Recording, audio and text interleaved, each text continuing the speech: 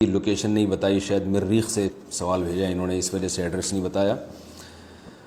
آئینے کے سامنے نماز ادا کر سکتے ہیں یا نہیں؟ دیکھیے، نماز کہیں بھی ادا کی جا سکتی ہے، جگہ پاک ہونا چاہیے، قبلے کی طرف رخ ہونا چاہیے، تو آئینے کے سامنے بھی ہو سکتی ہے۔ اصل مسئلہ یہ ہے کہ ایسا کام نماز میں کرنا ہے جس سے آپ کی توجہ بٹ رہی ہو۔ تو آپ اگر آئینے کے سامنے کھڑے ہو کر نماز پڑھیں گے تو آپ کو بالکل اپنی ہی شکل کا ایک اور آدمی سامنے بھی نماز پڑھتا ہوا نظر آئے گا، اور وہ بالکل 100% آپ جیسا ہوگا، اور وہ آپ کی توجہ اپنی طرف لے کے جا رہا ہوگا۔ آپ اللہ کی طرف توجہ دینے کے بجائے اسی آدمی کی طرف زیادہ توجہ دے رہے ہوں گے جو آپ کے سامنے کھڑا ہوا ہوگا۔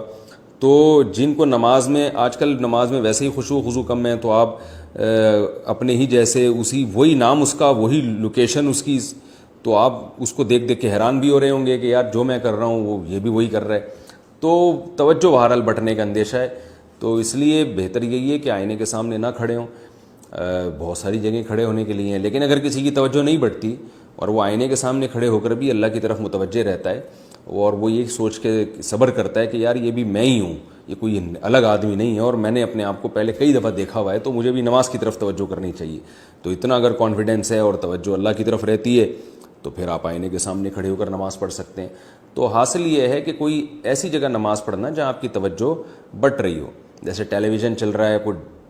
اس میں آپ کی توجہ ٹی وی کی طرف جائے گی، تو وہاں بھی نماز پڑھنا ناپسندیدہ ہے۔ تو